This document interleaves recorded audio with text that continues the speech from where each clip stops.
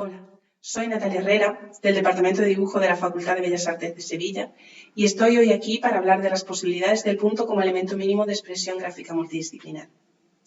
El punto, en su aparente simplicidad, es el elemento más básico y fundamental del dibujo. No obstante, esta unidad mínima esconde un potencial expresivo extraordinario. En su esencia, el punto es el origen de toda forma gráfica, el germen de la línea y el plano, pero más allá de su función primaria como marcador espacial, el punto posee una riqueza intrínseca capaz de trascender disciplinas y evocar sensaciones que van más allá de lo puramente visual. En esta ponencia se explorará cómo este elemento aparentemente sencillo se convierte en un poderoso vehículo de expresión multidisciplinar, haciendo hincapié en las posibles y fascinantes conexiones que en concreto pueden establecerse entre el dibujo y el sonido, y revelando su papel crucial en la narrativa visual contemporánea. Partiendo del dibujo como disciplina, pueden establecerse una serie de propiedades gráficas que definen al punto. Si se piensa en la pura definición óptica, podríamos estar de acuerdo en que el punto es la unidad mínima visual, la marca más elemental que podemos hacer sobre una superficie.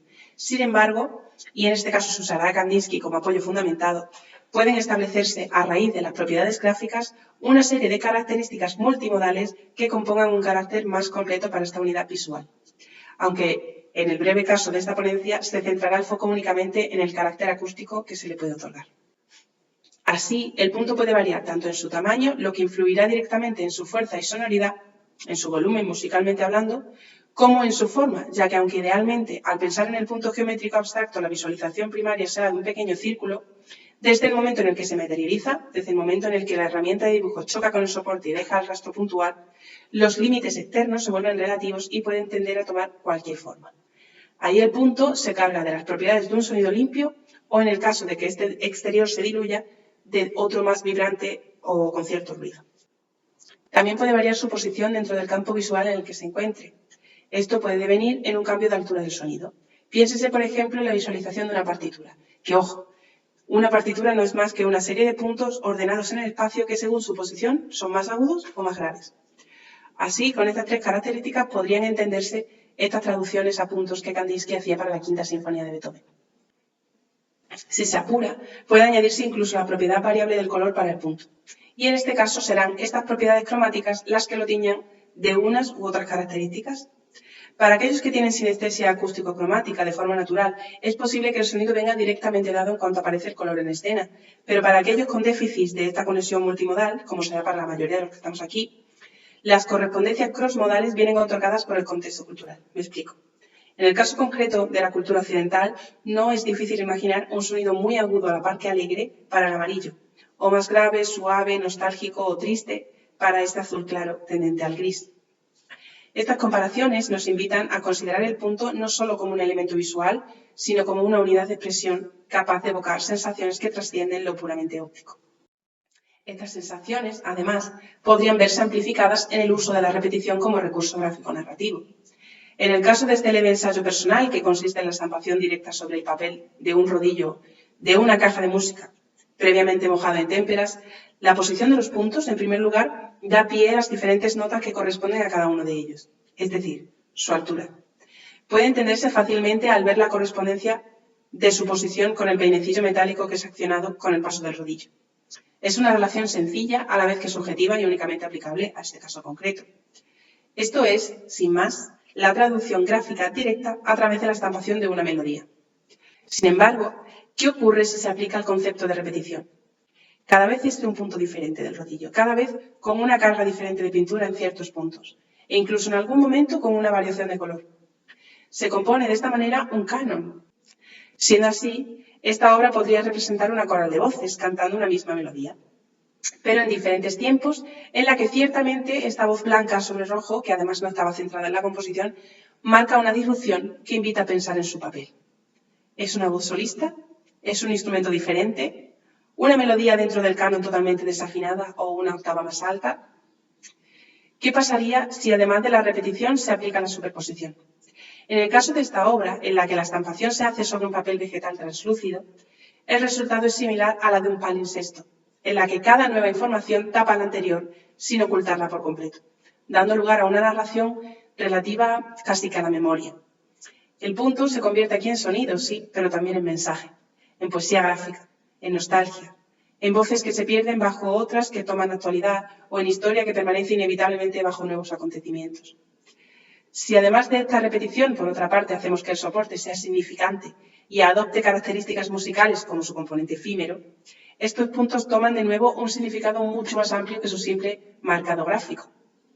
Este caso sigue el rumbo de las obras anteriores en las que se experimenta de nuevo con el color, haciendo alusión a 3 familias diferentes de voces, cantando un canon que dura exactamente el tiempo que la plastilina permanece. Sin embargo, el concepto de la efemeridad de la música en el punto puede también reflejarse en la interacción del soporte significante y el material que comporta la técnica gráfica, como en este caso, completamente diferente, en el que el punto se realiza con tinta china sobre hielo, diluyéndose en un sonido tan breve como el mensaje que transmite. El paso del tiempo y el final de una vida en el sonido de las fichas de una última partida del dominó. Se trata de una fotografía realizada ex profeso para un poemario sobre la vejez de Tirso Pristilo Vallecillos. El punto aquí es secuencia, es sonido perdido paulatinamente hasta que al final el punto es silencio. A través de este análisis puede verse cómo el punto trasciende su función básica en el dibujo para convertirse en un puente entre disciplinas, especialmente aquí entre lo visual y lo sonoro. Desde las teorías de Kandinsky hasta las obras contemporáneas que se han explorado, el punto demuestra su capacidad para evocar sensaciones, crear narrativas complejas y generar experiencias sinestésicas. Su potencial como unidad básica de expresión de la narrativa visual contemporánea es innegable, ofreciendo infinitas posibilidades creativas que desafían los límites tradicionales entre las diferentes artes. El punto, en esencia, nos recuerda que incluso el elemento más pequeño puede contener un universo de significados. Muchas gracias a todos por su atención y muchas gracias a la organización del Congreso por contar con mi aportación.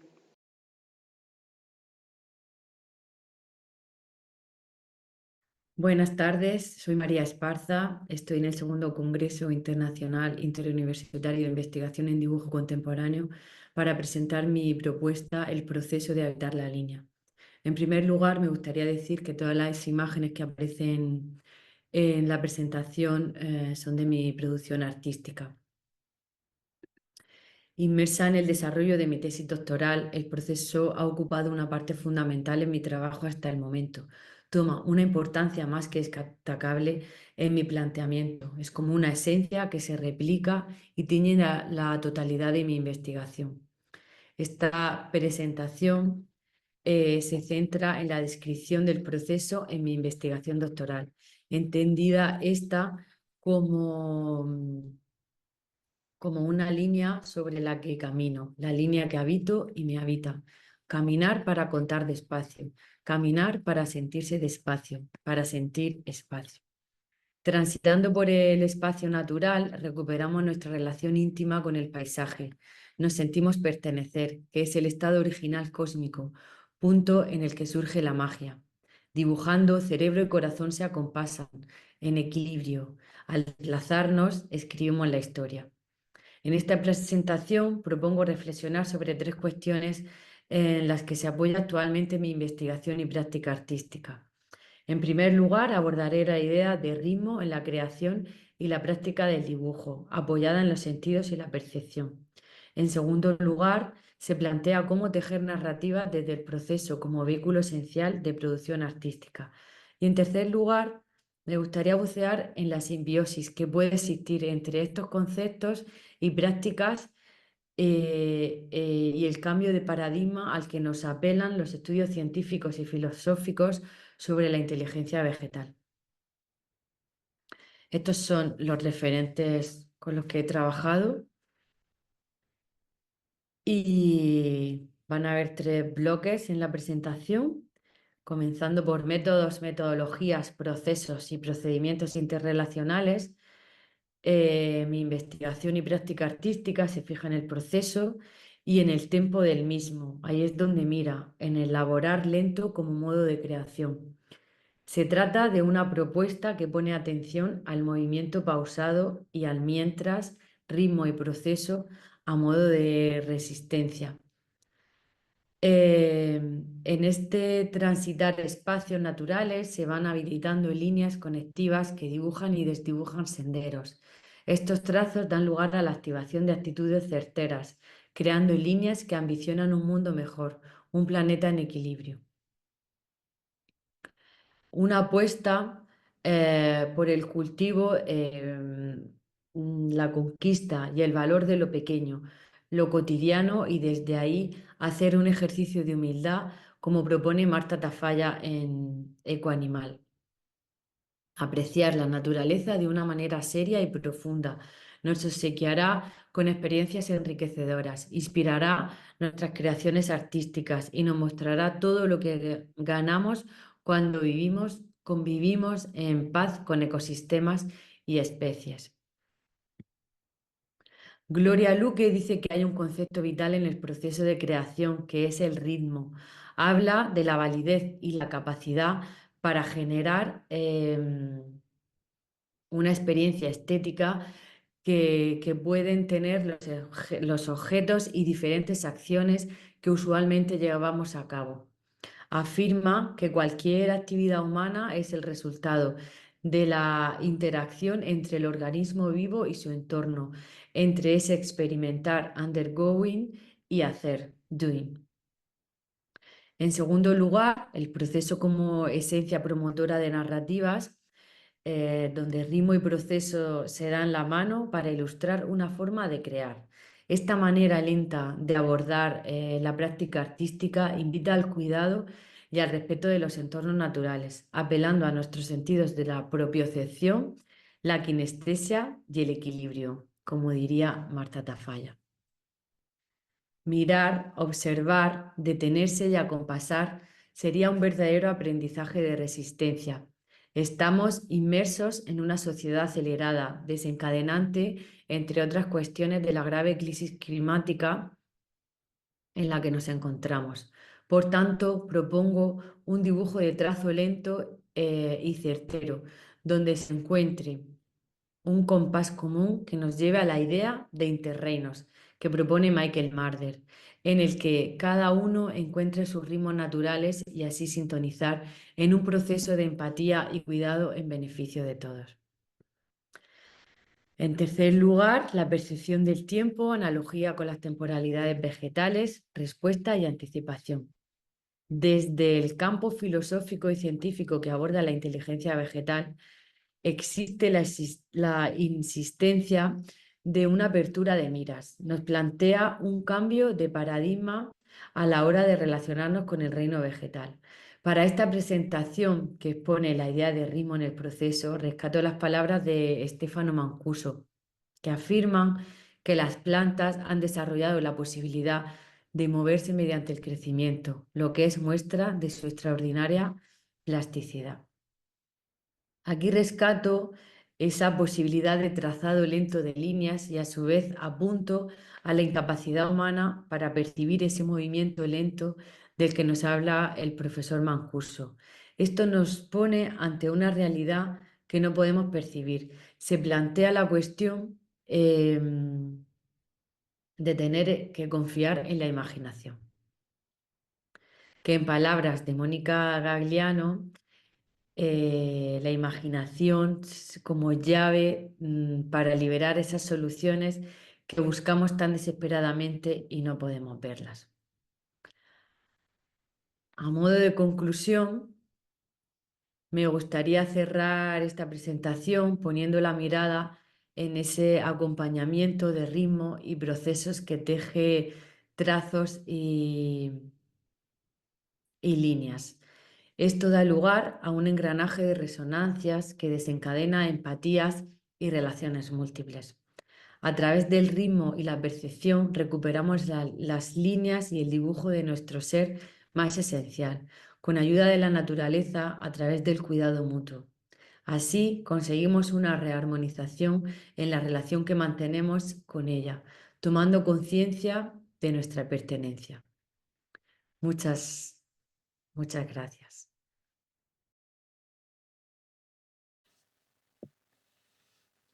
Hola, mi nombre es Francisca Benito y os voy a presentar la comunicación Enfoques Situados, visiones plásticas sobre la violencia machista. Os voy a hablar de dos proyectos de aprendizaje y servicio que hemos impulsado desde la Facultad de Bellas Artes. Quiero agradecer a los organizadores del Congreso haber aceptado mi ponencia y espero que sea de vuestro interés. Los dos proyectos se llaman Sabinas y Perséfones, reconocer la violencia de género, que hicimos en el curso 22-23, y Sabinas, proyecto de prevención contra la violencia de género, que hicimos en el curso 23-24. Estos dos proyectos han sido aprobados por la Oficina Universitaria de Aprendizaje y Servicio de la UCM y apoyados por la Unidad de Igualdad y el Departamento de Dibujo y Grabado también de la UCM. También nos han dado apoyo las concejalías de Igualdad y Diversidad y de Cultura de Coslada. El equipo de trabajo lo formamos un grupo de profesoras de varias facultades. Destaco el apoyo de Isabel Tajaguerce, delegada del rector para Igualdad, que nos ha apoyado en todo momento. La difusión del proyecto se ha desarrollado entre la Universidad Complutense, en concreto Bellas Artes e Historia del Arte, y el municipio de Coslada.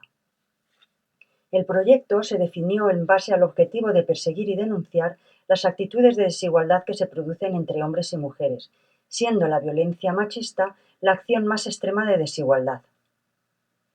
Durante los dos cursos en los que se han realizado los dos proyectos, hemos hecho diferentes actividades donde se ha reflexionado e intentado desmontar aquellas actitudes que pasan por ser naturales e inofensivas, pero que esconden un germen de desigualdad y de violencia que es necesario identificar para poder parar. Nuestra reflexión siempre ha ido de la mano de la práctica artística contemporánea, culminando cada curso con una exposición y con un catálogo. En esta diapositiva se muestra 3 de las acciones colectivas más destacadas que se hicieron durante las dos convocatorias: Pasos contra la violencia machista y La otra cara, que se realizaron con motivo del 25N, Día Internacional contra la Violencia de Género, y Penélope, un proyecto desarrollado entre febrero y mayo de 2023, donde se trabajó una obra colectiva a partir de la figura de Penélope. Los nombres escogidos de la mitología clásica grecolatina para nombrar los proyectos traen a la reflexión el hecho de que nuestra tradición se funda en una desigualdad intolerable que queda reflejada en muchos de sus relatos. Varias de las actividades de formación que hemos realizado se han basado en el estudio de los mitos clásicos para revisarlos desde la mirada contemporánea y con ellos identificar actitudes que a día de hoy todavía se siguen dando, como el mito de Casandra o el de Perséfone. La profesora Diana Angoso propuso a sus estudiantes de la asignatura de arte griego del grado de Historia del Arte elaborar una serie de fichas según la metodología de investigación propuesta por ella. Estas fichas se pasaron posteriormente a los estudiantes de Bellas Artes para trabajar con ellas. Durante el curso 22-23 tuvimos varios encuentros con expertas en violencia machista. Aquí vemos distintos momentos con Isabel Tajaguerce, Encina Villanueva, artistas supervivientes de la violencia machista o preparando la actividad La otra cara. También participamos en un taller en el espacio de igualdad Almudena Grandes de Coslada con gente del municipio con motivo del 8M. En esta diapositiva se muestran distintos momentos en los que trabajamos en el proyecto Penélope, tanto en el espacio Almudena Grandes como en clase. Durante el curso 23-24 también hicimos talleres y encuentros a lo largo del curso. Vemos en las fotos de la izquierda un encuentro interclases que hicimos Laura de Miguel y yo para hablar sobre violencia machista a través del arte. En las imágenes del centro vemos una visita guiada a la exposición Ilustradoras Científicas en la Sombra, en el Jardín Botánico de la UCM. Y en las fotos de la derecha vemos un encuentro para hablar sobre hidrofeminismo con la investigadora Luisa Fuentes y la artista Laura von Prosper, y una presentación del proyecto Sabinas dirigidas a los estudiantes de Historia del Arte.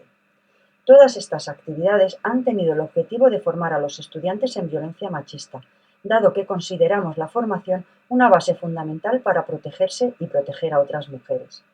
La difusión de las actividades en estos carteles fue fundamental para el desarrollo del proyecto, pues así pudimos dar a conocer el proyecto a más estudiantes. Las dos iniciativas han culminado con 2 exposiciones en la Sala Antonio López de Coslada. La primera se hizo en septiembre de 2023 y la segunda en junio de 2024. Hubo una tercera que se hizo en la Biblioteca Luisa Carnes de Coslada en junio de 2023.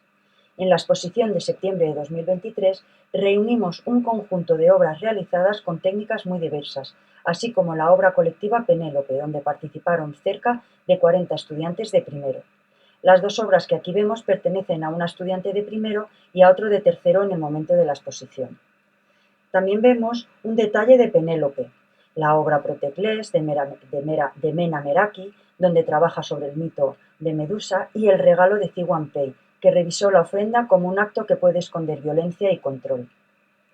Para la exposición que tuvo lugar en junio de 2024, se hizo la elección de las obras a partir de una convocatoria abierta y online donde todos los estudiantes de la UCM podían participar, aunque finalmente solo lo hicieron estudiantes de la Facultad de Bellas Artes. En este caso, vemos las obras de 2 estudiantes de primer curso y la obra de una alumna del máster en dibujo y gráfica contemporánea. Ambas exposiciones reunieron mucho público, no solo el día de su inauguración, sino también a lo largo de la muestra, dado que la Sala Antonio López estableció un calendario de visitas guiadas llevadas a cabo por la artista Victoria Galazo.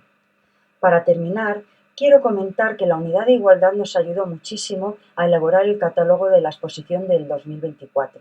En él se recogen las obras de la exposición, así como los textos de Isabel Tajahuerce, Kika Beneito, Diana Angoso y Maite Alonso. El diseño del catálogo lo realizó Nerea Rodríguez, colaboradora de la Unidad de Igualdad. Y como conclusión quiero decir que estos proyectos se han basado en el encuentro, la colectividad y el trabajo común, pues la unión es lo que nos hace fuertes contra la violencia machista. Muchas gracias.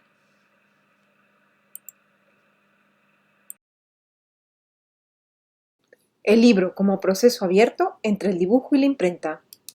Debido a la falta de consenso en torno a la definición de libro de artista, hemos decidido aplicar el término libro-arte para referirnos a las obras que veremos a continuación, pues dependiendo de la fuente consultada, estas pueden figurar en diferentes clasificaciones.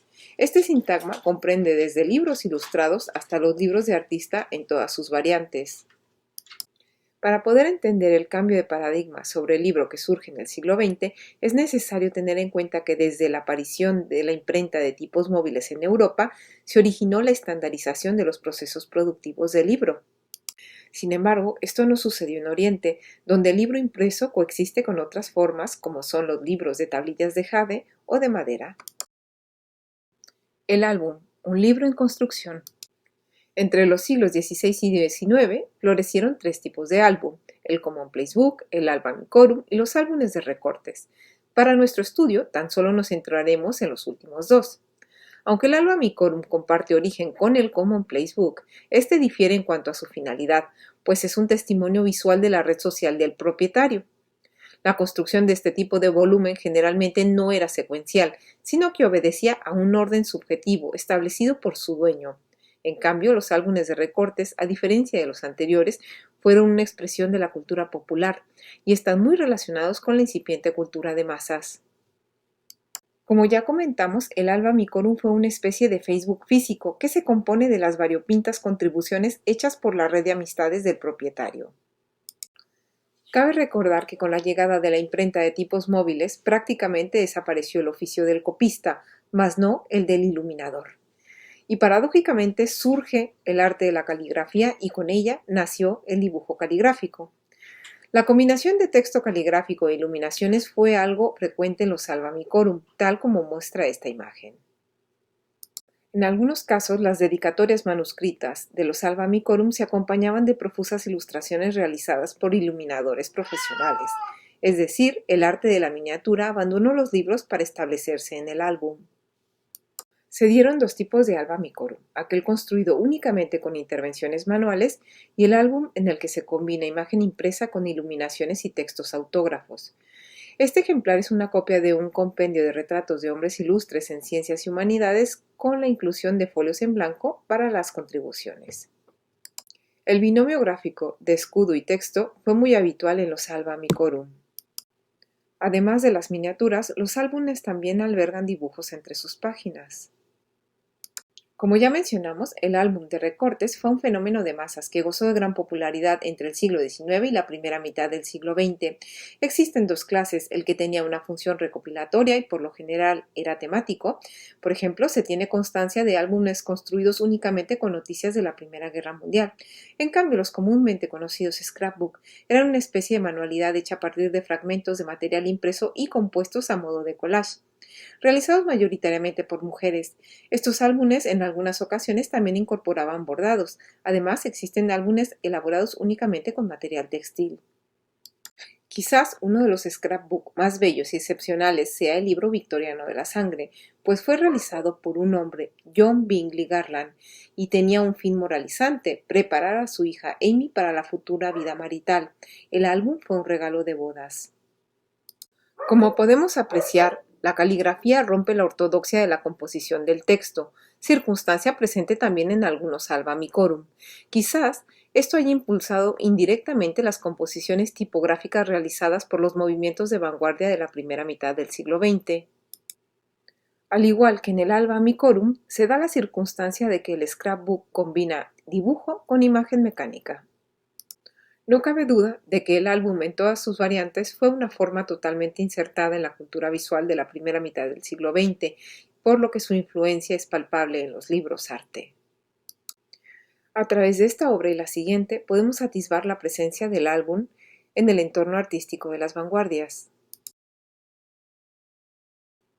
Los libro-arte. Antes de continuar con los libro-arte de las vanguardias, es necesario señalar el precedente de los libros de William Blake, pues como podemos ver, nuestro artista rompió el paradigma del libro impreso al incorporar una tipografía caligráfica para producir un libro al completo. Pues recordemos que en el libro tradicional tan solo se aplicaba sucintamente esta clase de texto para las planchas de buril. Entre los primeros libros realizados con material impreso reciclado está la fabulosa obra What a Life, de Lucas y Morrow, que antecede a la emblemática revolución de los papeles pintados de 1912, llevada a cabo por Picasso y Braque. Max Ernst realizó entre 1929 y 1934 3 novelas en imágenes, las cuales nos remiten a los exquisitos collages de los scrapbook victorianos. La singularidad en la edición. Algunos libroartes se caracterizan por incorporar materiales heterogéneos, tal es el caso del Huevo de Pascua futurista. Esta obra, por sus rasgos formales, está más vinculada a la estética del álbum que a la del libro tradicional. Los libroarte del grupo 41 de Tiflis rompieron el concepto de edición homogénea, gracias a sus intervenciones manuales y por la implementación de métodos de impresión poco ortodoxos como los tipos de goma y las variaciones cromáticas entre sus libros. Queremos destacar la figura de Alexei Kruchonig, que se apoyó en medios como la litografía o lectografía con el fin de transferir el sentido del gesto caligráfico y las cualidades del dibujo a sus creaciones, pues buscaba romper el paradigma de lo mecánico y del molde. Asimismo, Kruchonig también se valió del papel carbón y del texto mecanografiado para realizar sus libros. Algunos de los libros de Kruchonig presentan variaciones hasta en el orden de las páginas, por lo que el libro se vuelve un proceso abierto. En gran medida, los libros sectográficos de Kruchonig son fruto de la falta de medios económicos. Además, muchos de estos se componen de pocas páginas, por lo que están a medio camino entre el libro y los rudimentarios pliegos de cordel. Podemos concluir que Kruchonig devolvió la gestualidad de la dimensión grafémica al libro y que los libroarte en general reconciliaron la imprenta con el dibujo, después de siglos de separación.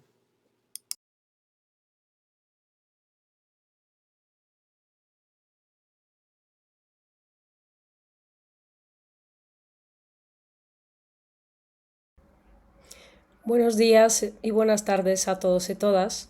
Este estudio y esta presentación cuentan con 3 vías principales: teoría del dibujo, la práctica artística, en este caso mía personal, y la teoría del cine o estudios de cine, un tema que, junto con otros 2, forma parte de mi actual interés académico.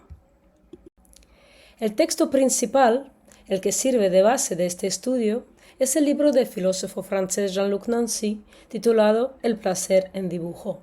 Este libro, que vio la luz en 2009, fue traducido al inglés en 2013 y puesto que no existe la traducción en castellano, de aquí adelante voy a utilizar mis propias traducciones o citar la versión en inglés.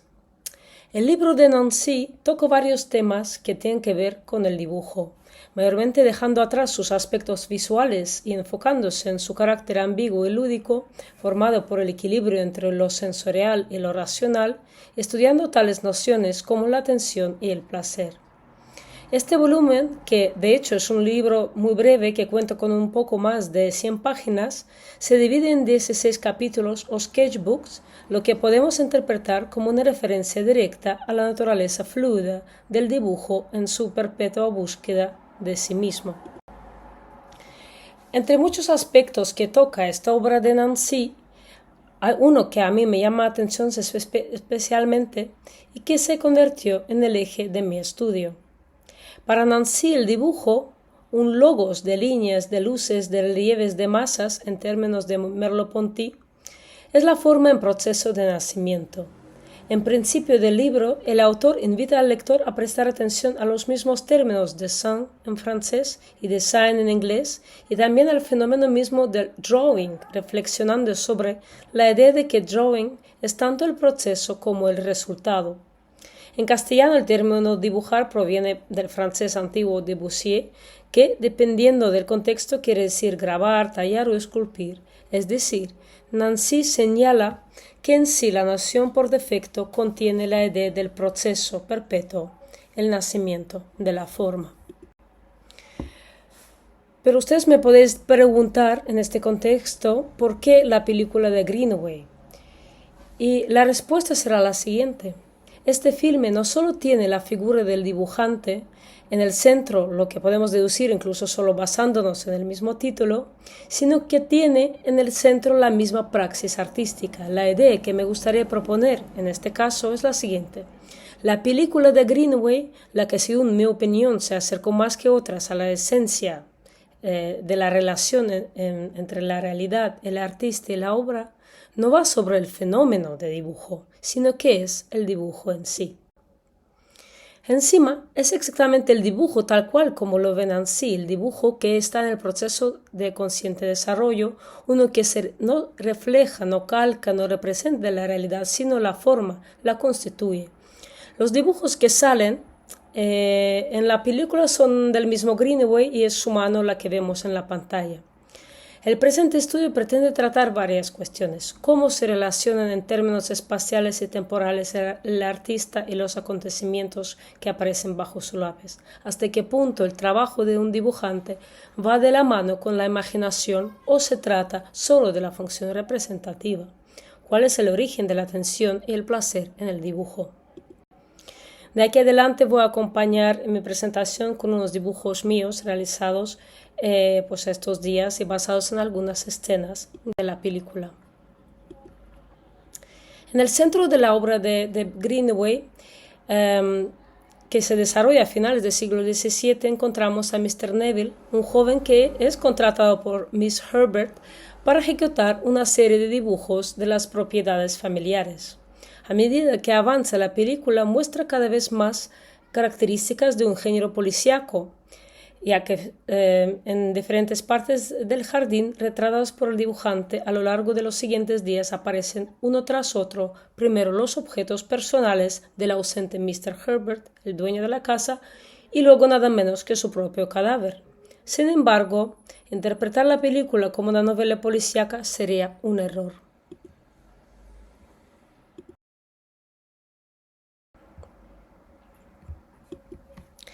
Nancy afirma que el dibujo no es una forma dada, disponible, formada, al contrario, es el don, la inventio, la sublevación, el nacimiento de la forma. Y es precisamente este punto el que nos puede ayudar a leer la película y el papel que ahí tiene la práctica del dibujo de manera totalmente opuesta. En este caso podemos afirmar que tanto Nancy como la obra de Greenaway, y en esto estoy totalmente de acuerdo con ambos autores, muestran un cierto desacuerdo con el dibujo entendido tradicionalmente como una forma rígida, racional, optando cada vez más por ver el dibujo como una fuerza formativa. Nancy insiste que dibujar significa dar a luz una forma, mostrarla, sacarla a la luz, que coincide con la óptica de Merleau-Ponty, que también dice que la visión artística es un nacimiento continuado.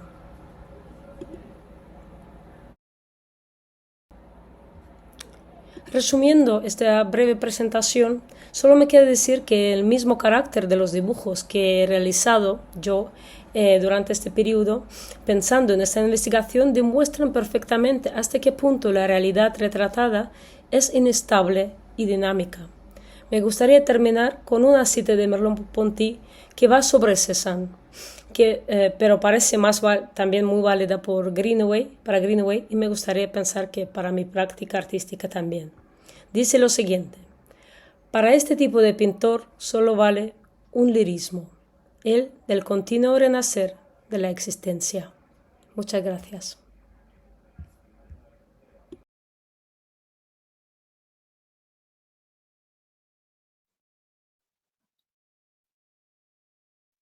Buenas tardes, mi nombre es Milagros Dolz. Vengo a presentar la siguiente comunicación sobre el caso del dibujo cuaderno como elemento integrador en el espacio urbano, concretamente sobre el cuadernismo, los dibujantes urbanos o urban sketcher. Es dentro de la línea de dibujo como germen de la narrativa visual contemporánea.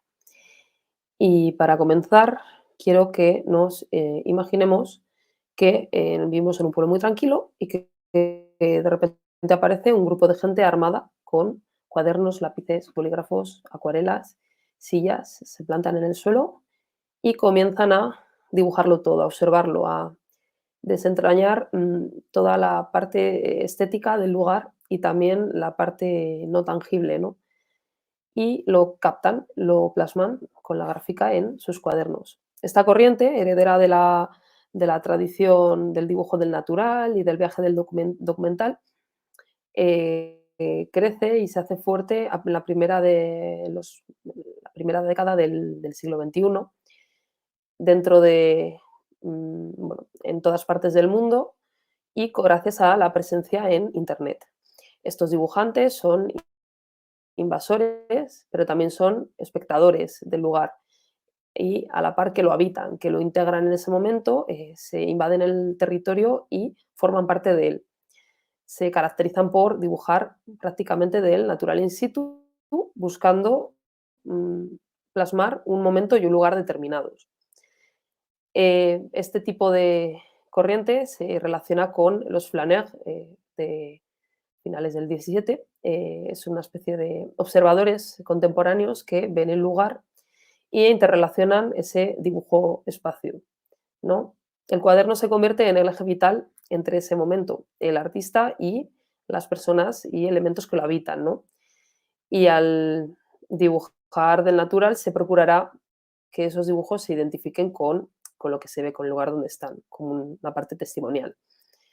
La realidad al final será plasmada a relación de la subjetividad de quien dibuja, que decidirá qué elementos resultan interesantes o cuáles no, de manera personal. Y se generará una íntima conexión, mirada, mano, soporte, fluyendo por los trazos de una manera más consciente o inconsciente, dados a la inmediatez de la práctica, dados a los elementos que lo rodea, la climatología. Se plasmará lo que se ve, lo que se siente, lo que surge, viviendo la pulsión del momento, del lugar, de quién mira, de quién para, de quién es un paseante que se detiene a observar, que mira con curiosidad. El cuaderno será memoria de ese instante, como un guardián discreto, íntimo, frente al caballete exhibicionista tan popular. El cuaderno es un soporte que puede permitirnos ocultarlo o ser más discreto o enseñarse o no enseñarse. Y ese dibujo será la excusa de la invasión. La artista Clara Marta admite que la vergüenza que tenía al dibujar en público le llevó a organizar convocatorias sociales, y es que esta invasión también será excusa de reunión social, donde en el momento en el que se organizarán llamamientos para grupos de dibujantes habitar un territorio y estar en él. Estos dibujantes invaden, habitan, luego lo compartirán en redes sociales o no, lo más común es que sí, y esto hará que se publique momentos con una especie de doble valor testimonial. El artista demuestra que ha estado, porque lo ha dibujado, porque lo ha visto y porque lo guarda consigo y se lo lleva el recuerdo consigo mismo. Y el habitante se verá dibujado, se verá plasmado y tendrá ese valor, esa revalorización del instante. Formará parte al final de los recuerdos y de la memoria este dibujo realizado, y viajará siempre con nosotros. Causará curiosidad entre la gente que a veces reaccionará de manera positiva, abriéndose, hablando, contando, añadiendo anécdotas al espacio que en sí plasman, o simplemente ignorarán o serán cautelosos o recelosos del momento. Cualquier instante es bueno para plasmarlo, para dibujarlo, para integrarlo, para invadirlo. A veces más cómodo o a veces más incómodo, pero al final es la manera de llevar con nosotros un poco de cada día, un poco de dibujo cotidiano siempre encima, siempre con nosotros y que quedará perdurado para siempre en la memoria, en los recuerdos y en nuestros cuadernos.